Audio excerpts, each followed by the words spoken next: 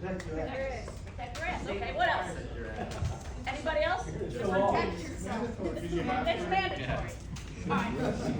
So today, another question. If you have a loss, how much do you want the insurance company to pay? All of it. All of it. That's what most people should say. All right. So today I'm going to focus specifically on one coverage of your auto policy, which is your bodily injury coverage and the property damage liability. And this is for John Doe. All right. So I want to focus on that because I think your auto is your biggest exposure that you have. People get in auto accidents every day. You drive your car every day. And unfortunately, when somebody gets in an accident, the person who's not at fault thinks it's their chance that they won the lotto. So people ask me all the time, Lisa, what limits should I carry? And my answer is always the same. Well, it depends what you have to protect. So let's take the scenario where John Doe gets into an accident, rear-ends somebody, and the person that he hits has racked up a couple $100,000 in bills. They got surgery and they lost wages. Case goes to trial and there's a $300,000 judgment. But John Doe only has $25,000. So where is that other $275,000 going to come from? Your insurance company. Assets. From potentially you. So I worked with John Kay on this. Basically, the attorney's going to ask for a full assets disclosure from you to see where they can get money from you to compensate their client. So, who here wants to cut a personal check? Nobody. So I wanted to go through a little list to kind of see what assets they have and if they can get to. And once you go through that, then you can kind of determine what would be a good number for you to carry. So go ahead and get your sheet out. Who here thinks they can get to your primary home? No. No. I hear no. Anybody else? It's your homestead.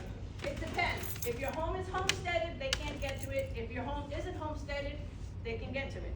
Let's take the next three in order. We got money in a savings account, money in a checking account, and money in a money market.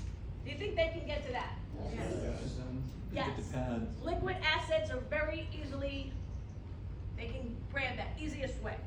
All right, let's take the next two together. We got a 401k or a 403b, an IRA or a Roth. What do you think? No. I hear yes, I hear no. No. According to John Kay, anyway. All right, pension monthly payments. You get a pension from your corporation, think they can get to that? No. I hear no and yes. All right, so if your pension payments go directly into like an investment fund like a 401k or a Roth IRA, no. But if your pension monthly payments go into your checking account, savings account, like mine does, absolutely they can get to that. All right, rental properties. Like you own a couple of rental properties, can they get to that? Yes, absolutely. Those are in homesteaded properties, they can get to that. Even if they're an independent like LLC? No. You have an So- LLC with a separate tax ID number? And then you get a Wyoming thing to cover the LLC. Yeah. No, that way no. So we'll get to that. All right, let's take the next two. And this I was pretty shocked about when I talked to John about it. Recreational vehicles and cars. Yes. Yes. If they're paid off. He told me, because I was like, I'm not gonna take your car. He said, if you owe less than what the car's worth, yes. So John's recommendation was, if you ever find yourself in this situation, is to sell your car and go lease a car, because then you're not the owner of it. That's what he told me, so. All right, investment accounts.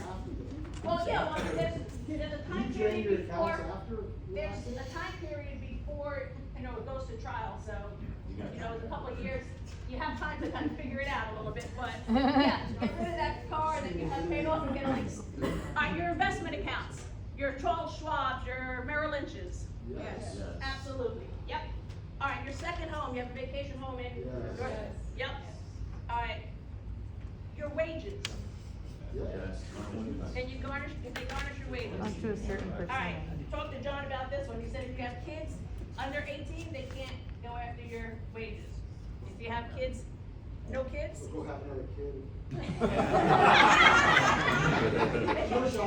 you have children over 18, yeah, potentially they can do that. All right, this is a big one. Assets in a trust. Yes. No. I hear no. If it's Yeah. Okay, so people tell me all the time, Lisa, I know they have assets. I work with customers.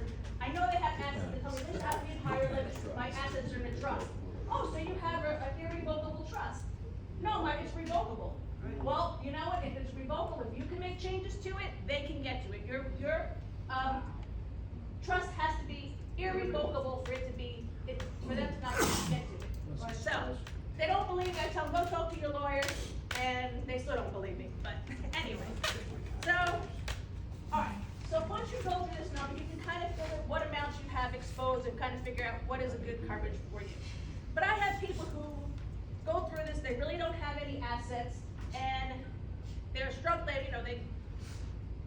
they're basically month to month trying to pay their bills, and they have $100, $300 on their insurance, they're struggling to pay that bill. I tell them, don't. It works both ways. If you don't have those assets, go to the lower coverages. There's an old saying, you can't get blood out of a stone. So, you have nothing for them to get to, go to the lower limits. But if you go through this exercise and you have assets to protect, I would definitely recommend having limits of $250, $500, layering it with an umbrella in increments of $1 million, depending on how much you have to protect. Alright, so a couple of things that I see people get tripped up on.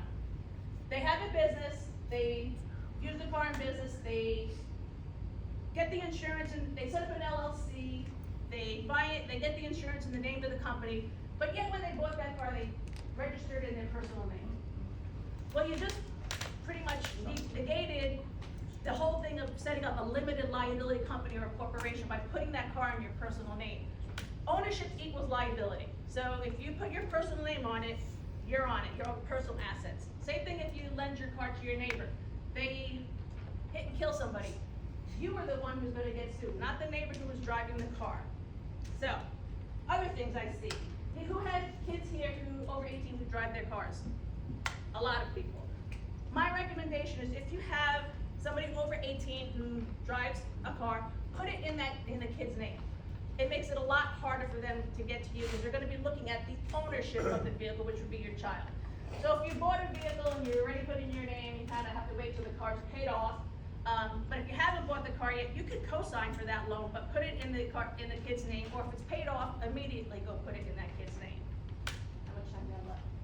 Alright, 28 seconds, so I don't, interaction's been a little longer than I thought. So, all agencies are not created equal, so if you want to set up a one-to-one as to why Greg and I are the agent of choice, set up a one-to-one with me. Thank you.